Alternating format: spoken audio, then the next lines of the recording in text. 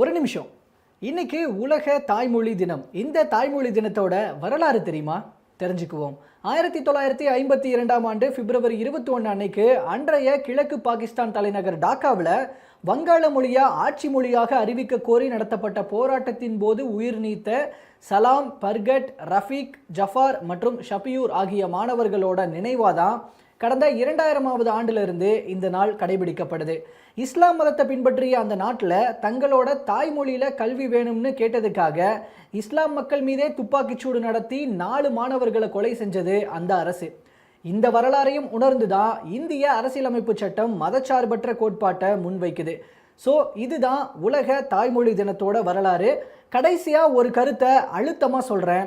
தன்மானத்துடன் வாழ நாம் நம் ताईमொழியை காப்போம். तमिलनाडु हिंदी का विरोध करता रहा है और खुद निर्मला सीतारमण ने कहा कि मैं ऐसे स्टेट से आ रही हूँ जहाँ हिंदी पढ़ना गुनाह लगता है, इसीलिए बचपन से हिंदी पढ़ने का मुझे रोका गया। तमिलनाडु का हिंदी विरोध आज का नहीं बल्कि दशकों पुराना है। 1937 में जब सी राजगोपालाचारी ने स्कूलों में हिंदी कंपलसरी करना चाहिए, तब तमिलनाडु में इसके खिलाफ 3 सालों तक आंदोलन हुए। 1950 में जब नेहरू सरकार ने ऐलान किया कि 15 साल बाद अंग्रेजी हटाकर हिंदी को पूरी तरह लागू किया जाएगा, तब भी इसका काफी ज्यादा विरोध किया गया था।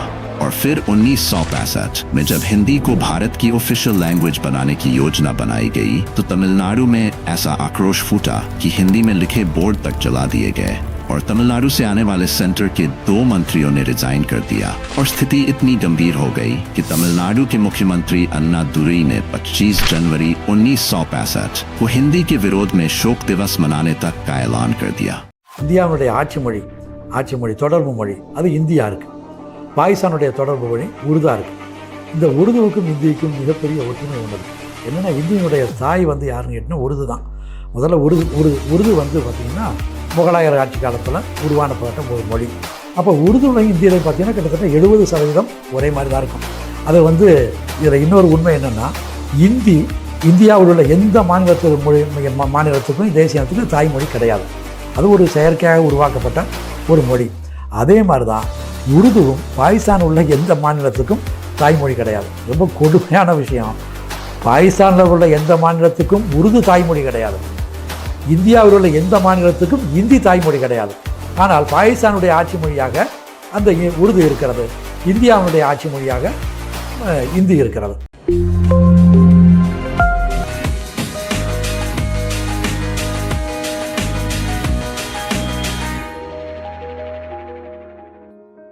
Hi, welcome to Awesome Videos. My name is Saravanan. People call me Sam. I'm a businessman and a traveler. So we'll be talking about anything that I find it interesting. இங்கிலீஷில் பேசினாலே உங்களுக்கு தனியாக ஒரு மரியாதை கிடைக்குது. தமிழில் பேசுகிறதுக்கும் இங்கிலீஷில் பேசுகிறதுக்கும் நிறைய வித்தியாசம் இருக்குது. அதாவது மக்கள் நம்மளை ட்ரீட் பண்ணுற வித்தியாசம். அது ஏன் ஒரு 1500 வருஷத்துக்கு முன்னாடி only 20 லட்சம் பேர் பேசிகிட்டு இருந்த மொழி இன்றைக்கி 150 கோடி மக்கள் பேசிகிட்டு இருக்காங்க. இந்த அபார வளர்ச்சிக்கான ரீசன் என்ன அப்படின்னு பார்க்கணுன்னா நம்ம அதோட ஹிஸ்ட்ரி பார்க்கணும். நிறைய பேர்கிட்ட நீங்கள் கேட்டிங்கன்னா இங்கிலீஷ் எந்த நாட்டிலேருந்து வந்துச்சுன்னு கேட்டால் சில பேர் இங்கிலாந்துன்னு சொல்லுவாங்க, சில பேர் ஈவன் அமெரிக்கான்னு கூட சொல்லுவாங்க.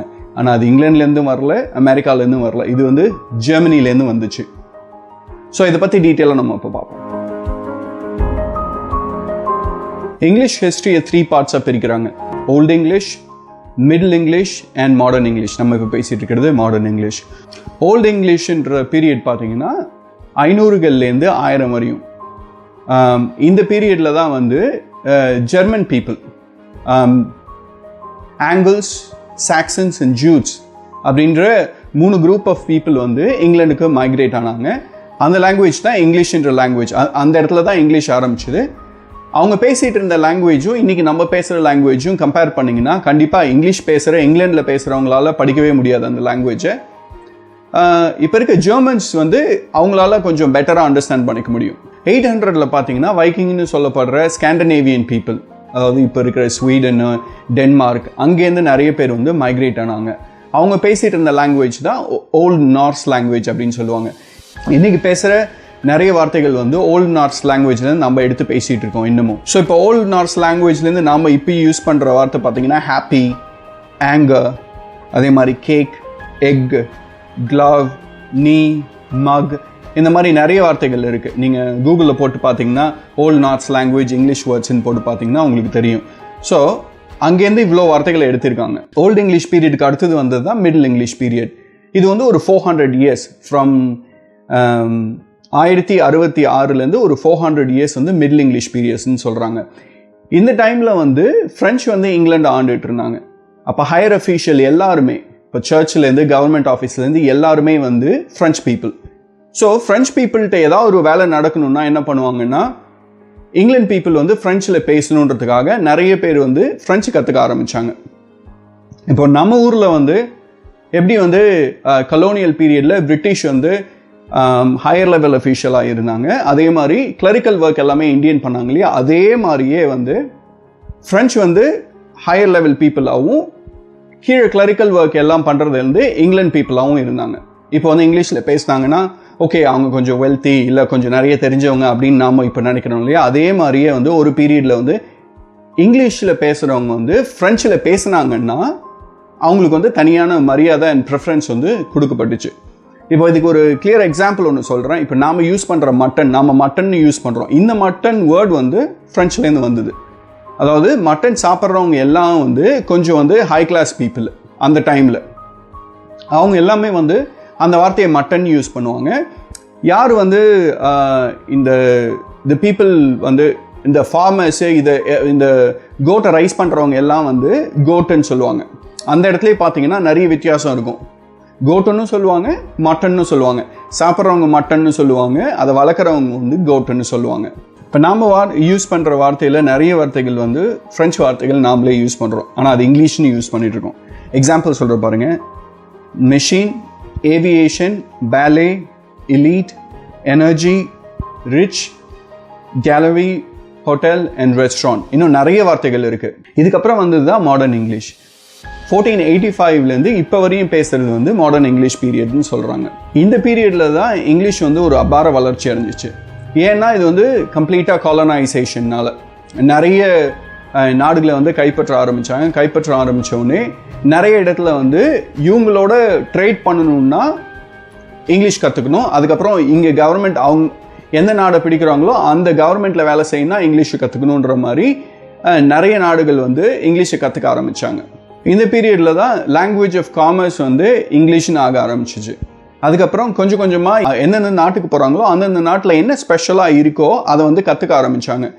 நிறைய லாங்குவேஜஸில் இருக்கிற புக்ஸ் எல்லாத்தையும் டிரான்ஸ்லேட் பண்ண ஆரம்பித்தாங்க. இந்த பீரியடில் வந்து நிறைய சயின்ஸ் ஃபோக்கஸ் பண்ண ஆரம்பித்தாங்க. நிறைய சயின்ஸ் ஃபோக்கஸ் பண்ண ஆரம்பித்தப்போ எந்தெந்த லாங்குவேஜில் ஏற்கனவே டெவலப் ஆகிருக்க சயின்ஸ் அண்ட் டெக்னாலஜியை அப்படியே எடுத்துக்கிட்டாங்க. அந்த கான்செப்டை எடுத்துக்கிட்டது மட்டும் இல்லாமல் அதில் இருக்கிற அப்படியே எல்லா வேர்ட்ஸையும் இவங்களும் எடுத்துக்கிட்டாங்க. ஸோ இந்த பீரியடில் பார்த்தீங்கன்னா நிறைய லாங்குவேஜஸ்லேருந்து எடுக்கப்பட்ட வார்த்தைகள். இப்போது சில எக்ஸாம்பிள் சொல்கிறேன். ஃப்ரெஞ்சுலேருந்து 29% எடுத்திருக்காங்க, லாட்டின்லேருந்து 29% வந்து எடுத்திருக்காங்க, ஜெர்மன்லேருந்து 26% வார்த்தைகளை வந்து எடுத்திருக்காங்க. அதே மாதிரி மற்ற லாங்குவேஜஸ்லேருந்தும் எடுத்திருக்காங்க. இதை பற்றி நான் ரிசர்ச் பண்ணுறப்போ தான் எனக்கு வந்து ஒரு கியூரியாசிட்டி இருந்தது. அப்போ தமிழ்லேருந்தோ ஹிந்திலேருந்தோ எவ்வளோ வார்த்தைகள் எடுத்திருக்காங்க அப்படின்னு சொல்லிட்டு. தமிழ்லேருந்து வந்த வார்த்தையில் ஃபஸ்ட்டு வார்த்தை எனக்கு வந்து கொஞ்சம் ஷாக்கிங்காக இருந்துச்சு, அனகோண்டான்றதுக்கான மீனிங் வந்து ஆணை கொன்றான். ஸோ அப்போது ஆணை கொன்றான் தான் வந்து அனகோண்டாவாக மாறி இருக்கு. அதே மாதிரி கோயர், அது வந்து தமிழ்லேருந்து வந்திருக்குன்றாங்க, இல்லை மலையாளம்லேருந்து வந்திருக்கு அப்படின்னு சொல்கிறாங்க. ஒரு இடத்துல ஒரு மாதிரி போட்டிருக்காங்க. கயிறு தான் வந்து கோயராக மாறி இருக்கு. கூலி, அது வந்து ஹிந்திலேருந்து வந்திருக்கலாம்னு சொல்கிறாங்க, தமிழ்லேருந்து வந்திருக்கலாம் அப்படின்னு சொல்கிறாங்க. அதே மாதிரி டீக், இந்த வார்த்தை வந்து தேக்கிலேருந்து வந்திருக்கு. அப்புறம் மேங்கோன்றது வந்து மாங்காயிலேருந்து வந்திருக்கு. அதே மாதிரி நிறைய வார்த்தைகள் வந்து தமிழில் இருக்கிற வார்த்தைகள் இங்கிலீஷில் மாறி இருக்கு. அதே மாதிரி ஹிந்திலேருந்து வந்த வார்த்தைகள் நிறைய இருக்குது. பார்த்திங்கன்னா அவதார், கர்மா, பங்களா, லூட், ஜங்குல், ஷாம்பு, பஜாமாஸ், இந்த எல்லா வார்த்தைகளும் வந்து ஹிந்திலேருந்து எடுத்திருக்காங்க. இந்த லாங்குவேஜோட சக்ஸஸ் நான் என்ன பார்க்குறேன்னா, எந்தெந்த இடத்துக்கு இந்த லாங்குவேஜ் போகுதோ அந்தந்த இடத்துல இருக்கிற லாங்குவேஜில், அங்கே பேசுகிற லாங்குவேஜில் இருக்கிற வார்த்தைகளை அப்படியே எடுத்துருக்கிறதுனால நிறைய வார்த்தைகள் இப்போது எல்லாத்தோட ஆரிஜின் நீங்கள் போட்டு பார்த்தீங்கன்னா நிறைய சோர்ஸ்லேருந்து வருது. அதனால் வந்து ஸோ இது வந்து ஓப்பன் ஃபார் லேர்னிங் அப்படின்ற மாதிரி இந்த லாங்குவேஜே அடாப்ட் ஆயிடுச்சு. நாங்கள் பண்ண ரிசர்ச் மூலமாக எனக்கு தெரிஞ்சது என்னென்னா ஒரு வருஷமும் இங்கிலீஷ் லாங்குவேஜ் டிக்ஷனரியில் பார்த்தீங்கன்னா புதுசாக 1000 வார்த்தைகள் ஆட் ஆகிட்டு இருக்கு.